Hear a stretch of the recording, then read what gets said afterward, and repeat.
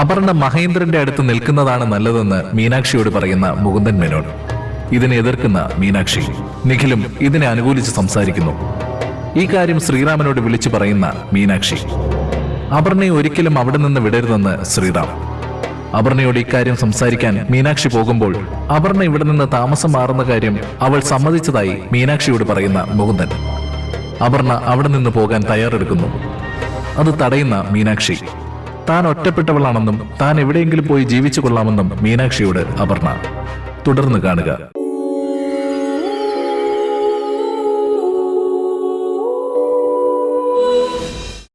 ഞാൻ അനുഭവിച്ചതുപോലെ അപമാനം സഹിച്ചും അനാഥയായിട്ട് വളരാനാണ് ഈ കുഞ്ഞിന്റെ വിധിയെങ്കിൽ എന്തിനാ അങ്ങനെ ഒരു ജീവിതം ഞാനായിട്ട് ഒരുക്കി കൊടുക്കുന്നത്?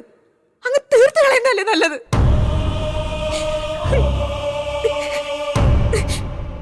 ഒന്നും അറിയാനോ അനുഭവിക്കാനോ അതേ ഭൂമിയിലേക്ക് പറന്നു വീഴാതിരിക്കുന്നതാ നല്ലത്.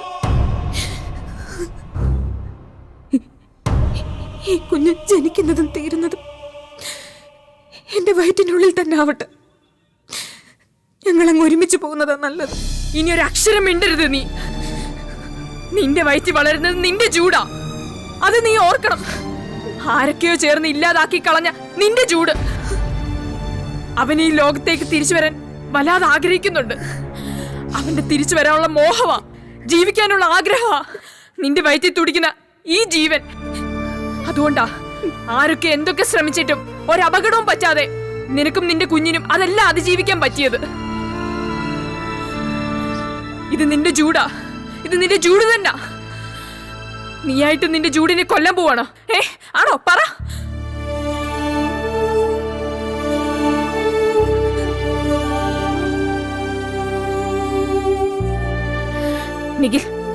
നിഖിൽ എന്ത് വേണമെങ്കിലും തീരുമാനിച്ചോ. നിഖിലിന് എന്ത് വേണമെങ്കിലും തീരുമാനിക്കാം. ഇത് നിഖിലിന്റെ വീടാ. നിഖിലിന്റെ അച്ഛന്റെ തീരുമാനങ്ങളായിരിക്കും ഇവിടെ നടക്കുക. പക്ഷെ ഇതേ അച്ഛൻ തന്നെ നിഖിലിനെ ഒരിക്കൽ ഈ വീട്ടിൽ നിന്ന് അടിച്ചിറക്കി അപമാനിച്ചു വിട്ടിട്ടുണ്ട്. ആ ദിവസം മറന്നിട്ടില്ലല്ലോ. അസുഖം ഒരു വല്ലാത്ത സ്റ്റേജിലെത്തി അന്ന് നിഖിലിന് തീരെ വയ്യാതിരിക്കുകയായിരുന്നു. അന്ന് മരുന്നെടുത്ത് വന്ന് നിഖിലിന്റെ ഓരോ കാര്യങ്ങളും നോക്കി ഉറക്ക വളച്ചിരുന്ന് കാവൽ നിന്ന ഒരാളുടെ മുഖം അത്ര പെട്ടെന്നൊന്നും മറന്നു പോകരുത്. ഈ ലോകത്തെ എല്ലാരും നമ്മുടെ കല്യാണത്തിനെതിരെ നിന്നപ്പോഴും എല്ലാ സപ്പോർട്ടും തന്ന് നമ്മുടെ കൂടെ നിന്നത് ആരാ? ആ ചൂടാ, ഈ അപ്പുവാ. നമ്മൾ ഒരുമിച്ചല്ലായിരുന്നു എല്ലാത്തിനും. ആ ചൂടിന്റെ കുഞ്ഞല്ലേ ഇവളുടെ വയറ്റി വളരുന്നേ. ആ കുഞ്ഞിനോടല്ലേ നിഖിൽ ഈ വീട്ടിൽ സ്ഥാനമില്ലാന്ന് പറഞ്ഞിറങ്ങി പോവാൻ പറയുന്നേ. ഇവളീ അനുഭവിച്ചതിനും കഷ്ടപ്പെട്ടതിനും ഒക്കെ നമ്മളും കാരണക്കാരാ. കോടതി മുറിയിൽ എല്ലാരും കേൾക്കെ ഇവക്ക് ജൂഡിന്റെ കുഞ്ഞിനെ കുറിച്ച് പറയേണ്ടി വന്നെങ്കിൽ, സ്വന്തം കുഞ്ഞിന്റെ ജീവൻ രക്ഷിക്കാനായിട്ട് ഇവക്ക് പല വീടുകളായി മാറി നിന്ന് താമസിക്കേണ്ടി വന്നെങ്കിൽ അതിനാരാ കാരണക്കാര്? പറ, ആരാ കാരണക്കാര്? നമ്മളാ. നമ്മൾ മാത്രമാ. ഇവക്ക് എവിടെ ഇപ്പൊ ഒരു കിടപ്പാടോളെ? പറ. ആർക്കൊരു മറുപടി ഇല്ല. പറ, എന്താ ഒന്നും മിണ്ടാത്തെ?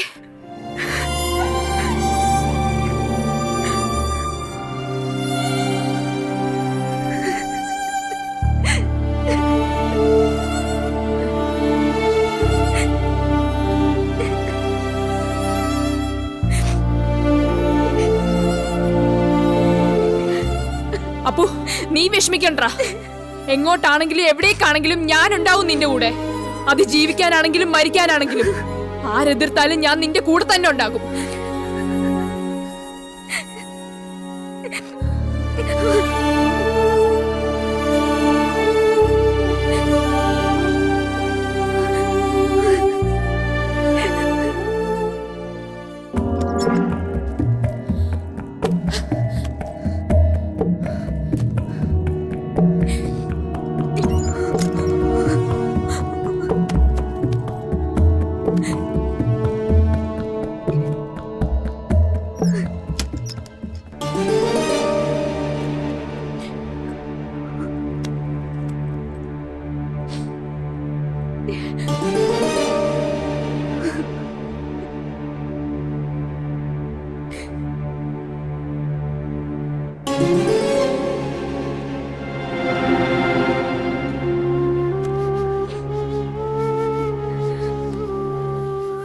എല്ലാത്തിനും അഹങ്കാരമാ. ഇവിടുന്ന് ഇറങ്ങിയ വഴി കിടന്ന് പ്രസവിക്കോ? പ്രസവിച്ചോ? എന്തു പറഞ്ഞാലും തർക്കുത്തരവും തലതിരിഞ്ഞ് വർത്താനവും. ബാക്കിയുള്ള വാക്കിന് ഒരു വിലയില്ല. അഹങ്കാരം. എല്ലാത്തിനും അഹങ്കാരം. എന്തുവാടി കാണിക്കുന്നേ? ഒരൊറ്റ സാധനം എടുത്തു പോലും ഇവിടുന്ന് അഹങ്കാരം കാണിക്കുന്നോ? കൊച്ചു പിള്ളേരാണോ? എല്ലാം പിള്ളേര് കളിയാ. ഇവിടെ വലിയ തീരുമാനം എടുത്തേക്കാ. പൊയ്ക്കോ, എവിടെ വേണേലും പൊയ്ക്കോ. ആരും വേണ്ട എനിക്ക്. എവിടെയും പോ. അവരവരുടെ തീരുമാനങ്ങളല്ലേ. ഞാൻ ഒറ്റയ്ക്ക് ജീവിച്ചോളാം. എനിക്കാരും വേണ്ട. ഞാൻ ഒറ്റയ്ക്കായാലും പ്രശ്നമില്ലല്ലോ. പ്രസവിച്ചോ, എവിടെയും പോയി പ്രസവിച്ചോ.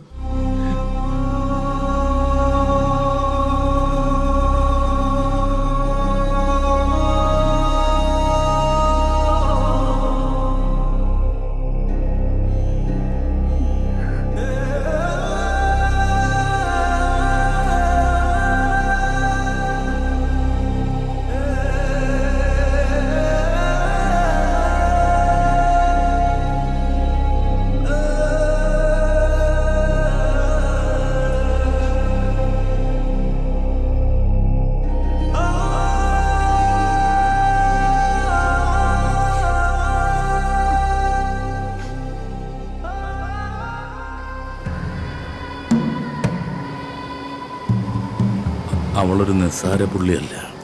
ആശാന്റെ മകനെ അവൻ വീട്ടിൽ നിന്ന് വിളിച്ചിറക്കി കൊണ്ടുപോയി കുടുംബം തുടങ്ങിയതല്ലേ അവള്. അവളൊരു സാമർത്ഥ്യക്കാരിയാ. അവൾ അപ്പുവിന്റെ മേൽ അധികാരം ഉറപ്പിക്കുക. അപ്പു ഇപ്പോ അവളുടെ സ്വന്തം ചേച്ചിയല്ലേ, ഒരേ അച്ഛന്റെ മക്കൾ. അപ്പൊ ആ സെന്റിമെന്റ്സും കൂടി വർക്ക് ചെയ്യുന്നുണ്ടാവും. എന്നാലും ആശാൻ പറഞ്ഞിട്ട് അവള് കയറി ഉടക്കിയെങ്കിൽ അവളൊരു 1.5 മുതലായിട്ടാ. ആ ചെറുക്കനെ, ആശാന്റെ മോനെ പാവാടച്ചരടി കൊരുത്തിട്ടേക്കല്ലേ അവള്. അപ്പൂനെ അവിടെ നിന്ന് പുറത്താക്കാൻ ആശാൻ പഠിച്ച പണി 18 നോക്കി. അവസാനം ആ മോഞ്ചെറുക്കം കയറി ഇടങ്കൂലിട്ടു. അവിടെ ഏർപ്പാടാണെന്നേ. അവനൊരു പെങ്കോന്നനാ. പെണ്ണ് പറഞ്ഞ അപ്പുറം ഇപ്പുറം ഇല്ലാത്തവനാ. പക്ഷേ അപ്പൂ മീനാക്ഷിയും മഹേന്ദ്രന്റെ അടുത്തേക്ക് വന്നിരുന്നെങ്കിൽ അതുകൊണ്ടുള്ള ഗുണം പലതായിരുന്നു. അച്ഛനില്ലാതിരുന്ന മീനാക്ഷിക്ക് അച്ഛനാകുമായിരുന്നു. അമ്മ ശത്രുവായി മാറിയ അപ്പൂവിന് പുതിയ നല്ലൊരു അമ്മയും കിട്ടുമായിരുന്നു. ശ്രീദേവിയും മഹേന്ദ്രനും ശ്രീദേവിയും അപ്പൂവും മീനാക്ഷിയും ഒക്കെ കൂടി ഒരു വീട്ടിൽ കഴിയുന്നൊരു ഫാമിലി ഫോട്ടോ ഭദ്രയ്ക്ക് ഫ്രെയിം ചെയ്ത് അയച്ചു കൊടുത്താൽ അതിൽ കവിഞ്ഞൊരു ഗിഫ്റ്റ് വേറെ ഉണ്ടോ മോളെ? നമ്മുടെ ആഗ്രഹത്തിന് മീനാക്ഷി മോള് പാലം വലിച്ചു കിടന്നു. അത് കുഴപ്പമില്ല ഉപ്പാപ്പ. മീനാക്ഷി നമുക്ക് മാനേജ് ചെയ്യാവുന്ന ചെറിയൊരു ഇഷ്യൂവാ. പക്ഷേ വേറൊരു കാര്യം എൻ്റെ മനസ്സിനെ കുറച്ച് ദിവസമായിട്ട് ബുദ്ധിമുട്ടിപ്പിക്കുന്നുണ്ട്. ഉപ്പാപ്പയെ വെറുതെ വിഷമിപ്പിക്കേണ്ടെന്ന് വിചാരിച്ചിട്ടാണ് ഇതുവരെ ഒന്നും പറയാത്തത്.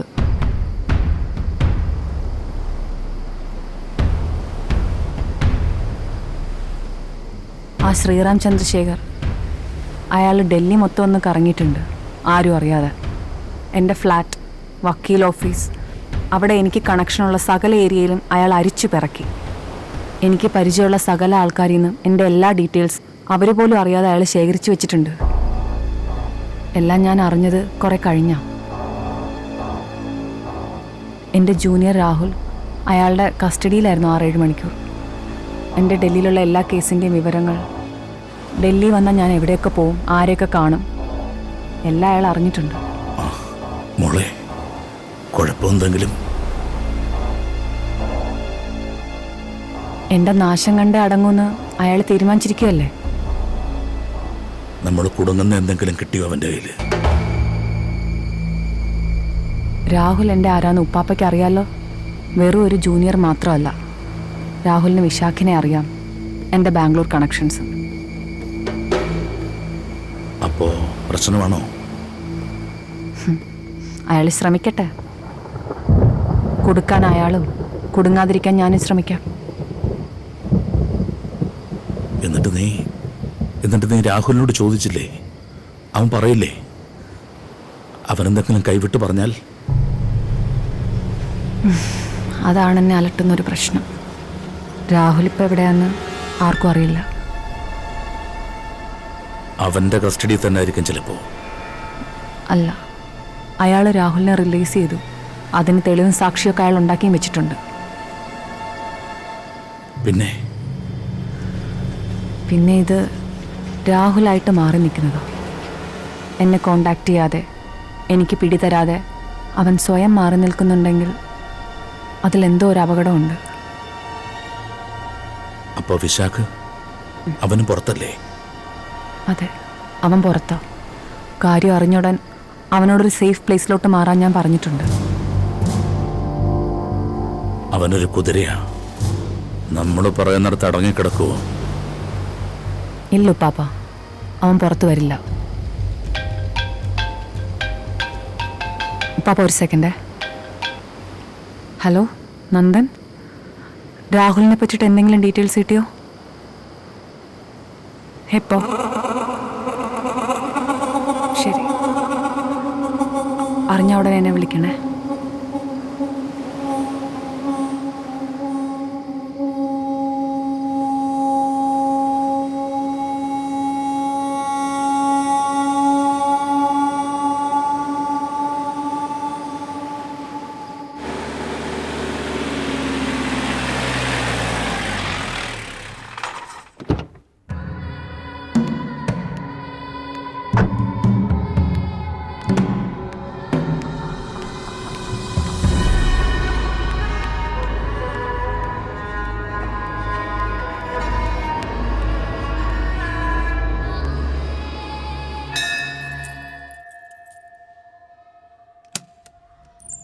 ട്രേസേച്ചി, അപ്പു എവിടെ? അവള് മുകളിലുണ്ട്. മീനുവോ? അപ്പുവിന്റെ കൂടെ ഉണ്ട്. ഒരു ചായ എടുക്കട്ടെ ചേച്ചി? വേണ്ട. ഇപ്പൊ പഴയതുപോലൊന്നുമല്ല. മീനാക്ഷി പോലും എന്റെ ചായ വലിയ സംഭവമാണെന്നാ പറയുന്നത്. ഇല്ല നിഖിൽ, എനിക്കിപ്പോൾ സമയമില്ല. അത്യാവശ്യം ചില കാര്യങ്ങൾ ചെയ്യാനുണ്ട്. കുഞ്ഞുവായിക്കിടാൻ കുറച്ച് ഡ്രസ്സൊക്കെ മേടിക്കണം. എന്തിനാ ഇപ്പോഴേ ഇതൊക്കെ വാങ്ങിയത്? ഇരിക്കട്ടെ, ഇങ്ങനെയൊക്കെ വാങ്ങിച്ചു വെക്കുമ്പോഴല്ലേ കക്ഷിക്ക് പെട്ടെന്ന് ഇങ്ങോട്ട് വരാൻ തോന്നുന്നേ. അകത്തുനിന്ന് പുറത്തേക്ക് ചാടാൻ ആക്രാന്തം കാണിച്ചോണ്ടിരിക്കുകയല്ലേ. ഒന്ന് ഹാപ്പി ആയിക്കോട്ടെ ആള്. അപ്പു, ഒന്ന് റെഡി ആയിക്കേ പെട്ടെന്ന്. എന്താ ചേച്ചി? ഹാ, ഒന്ന് റെഡിയാവ്, നമുക്കൊന്ന് പുറത്തു പോവാനാ. എങ്ങോട്ട്? എവിടേക്കാന്നൊക്കെ ഡീറ്റെയിൽ ചെയ്താലേ നീ എൻ്റെ കൂടെ വരത്തുള്ളൂ. ട്രിസേച്ചി, അവക്ക് ചെറിയൊരു തലകറക്കം, അതവിടെ കിടക്കുന്നേ. തലകറക്കം മാറ്റാനുള്ള മരുന്നൊക്കെ എൻ്റെ കയ്യിലുണ്ട്. ഏത് സമയം നോക്കിയാലും ഈ മുറിയിൽ കഥകടച്ചിരിക്കുകയല്ലേ, പിന്നെങ്ങനെ തലവേദന മാറാനാ? ഇടയ്ക്കൊക്കെ ഒന്ന് പുറത്തോട്ടിറങ്ങണം.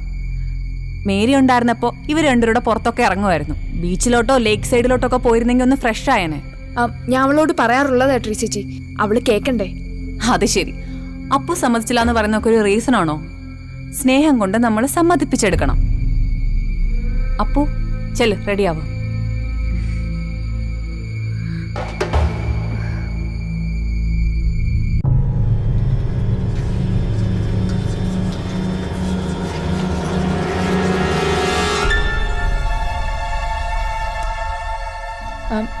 ട്രിസേച്ചി, നിങ്ങൾ ബീച്ചിലോട്ടാണെങ്കിൽ ഞാനിവിടെ വരാം. വേണ്ട മീനാക്ഷി, ഞാനും അപ്പും കൂടെ അങ്ങോട്ട് പൊയ്ക്കോളാം. അല്ല, എങ്ങോട്ടാണെങ്കിലും ഒന്ന്.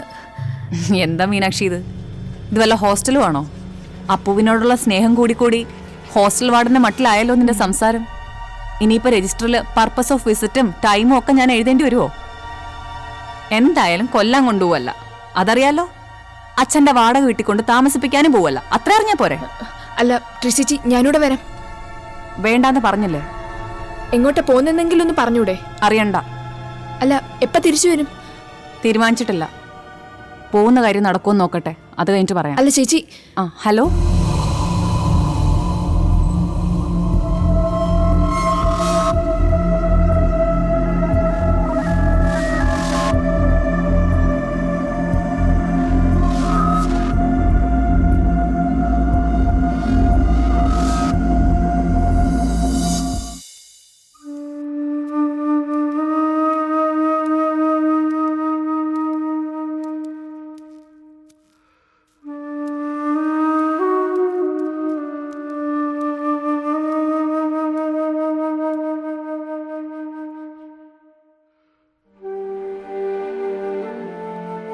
ട്രിസേച്ചി, അന്ന് ഉപ്പാപ്പ എപ്പോഴാ പോയത്? ഉപ്പാപ്പയും ഞാൻ ഒരുമിച്ചല്ലേ പോയത്.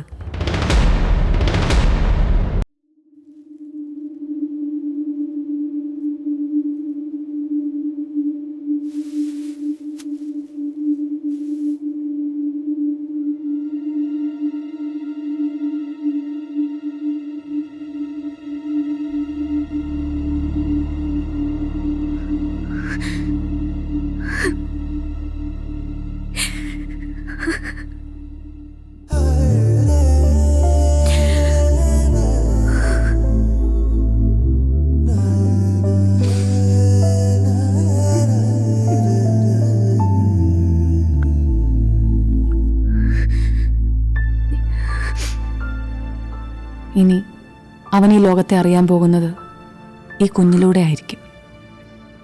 അവൻ ഈ ലോകത്തെ കാണാൻ പോകുന്നത് ജനിക്കാൻ പോകുന്ന ഈ കുഞ്ഞിൻ്റെ കണ്ണിലൂടെ ആയിരിക്കും. നീ കണ്ണു നിറച്ച് കണ്ടോ. ഇനി കുറച്ച് നാളൂടെ അല്ലേ ഉള്ളൂ. അത് കഴിഞ്ഞാൽ പിന്നെ ജൂഡിനെ ഓർത്ത് നീ വേദനിക്കില്ല. ജൂഡിനെ ഓർത്ത് നീ കരയില്ല. അവൻ നിന്നെ കാണും, നിന്നെ തൊടും, നിന്നെ അറിയും. അതിനി ഒരു താമസവും ഇല്ല. ഈ കുഞ്ഞ് അതവൻ തന്നെയാ.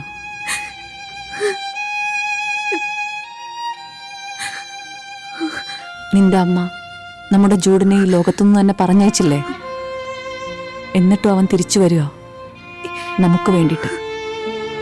ഈ കുഞ്ഞിനെ നമുക്കവരെ കാണിച്ചു കൊടുക്കാൻ വേണം, അവൻ്റെ ജീവനെടുത്തവരെ. അതിനായിട്ട് ഭദ്ര ഈ ലോകത്തിൻ്റെ കോണിൽ എവിടെയെങ്കിലും ഉണ്ടാവണം. ഈ കുഞ്ഞിൻ്റെ ഒരു നോട്ടം, ആ കണ്ണുകളിലെ ഒരു കനൽ, അത് മതി അവരില്ലാതാവാൻ. അതാകും നമുക്ക് അവർക്ക് നൽകാൻ കഴിയുന്ന ഏറ്റവും വലിയ ശിക്ഷയും.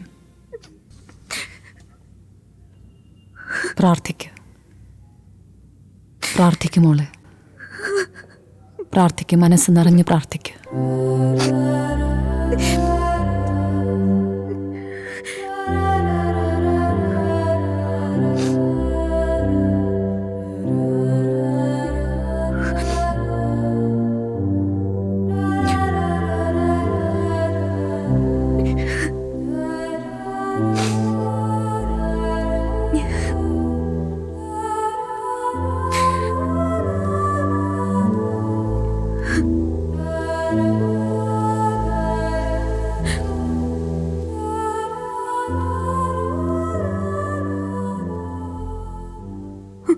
ട്രിസി,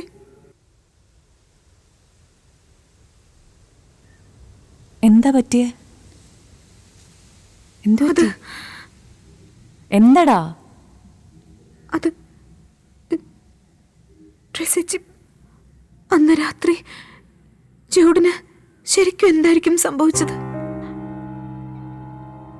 അവനെ എങ്ങനെയായിരിക്കും അവര് ആ മൊമെന്റോ? അതുകൊണ്ടല്ലേ അവരവനെ അടിച്ചത്? എന്നിട്ടതെവിടെ പോയി? എങ്ങോട്ട് പോയി? അവരെങ്ങനെയാ ഒറ്റയ്ക്ക് അവനെ ആ കായൽ തീരം വരെ കൊണ്ടിട്ടത്?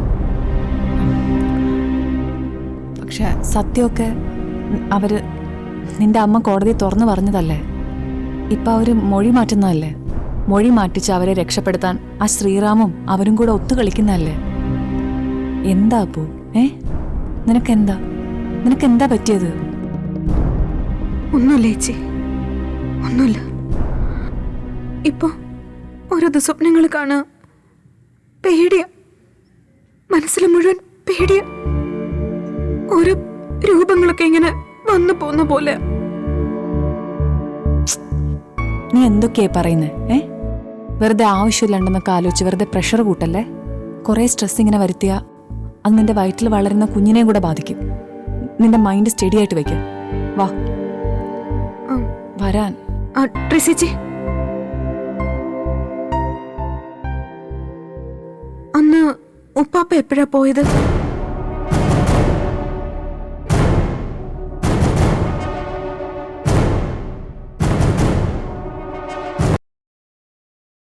ട്രിസി,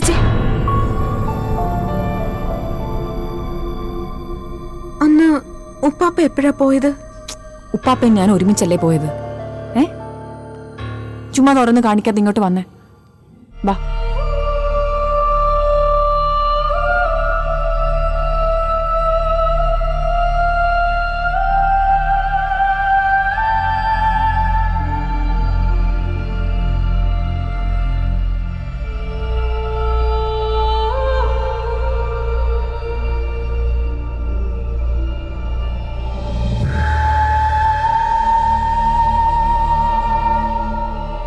മൂന്ന് മാസങ്ങൾ, അനിശ്ചിതാവസ്ഥയുടെ സ്നിഗ്ധതകളുടെ 3 മാസങ്ങൾ.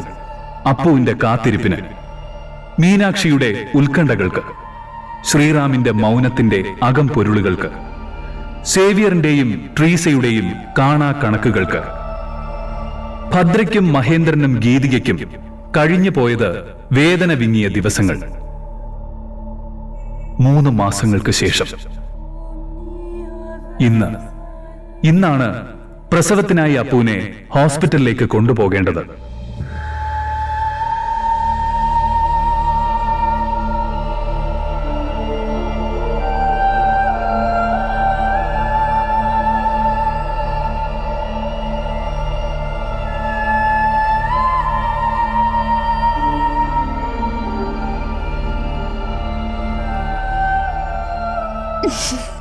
ഇനിയിപ്പൊ ഈ വയറോടെ നിന്നെ കാണാൻ പറ്റില്ലല്ലോ.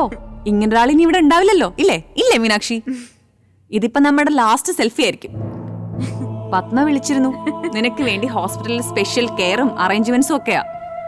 VIP ട്രീറ്റ്മെന്റ് ആയിരിക്കും. ആ ഹോസ്പിറ്റൽ മാനേജ്മെന്റും പത്മയും തമ്മിൽ അത്രയും ക്ലോസാ.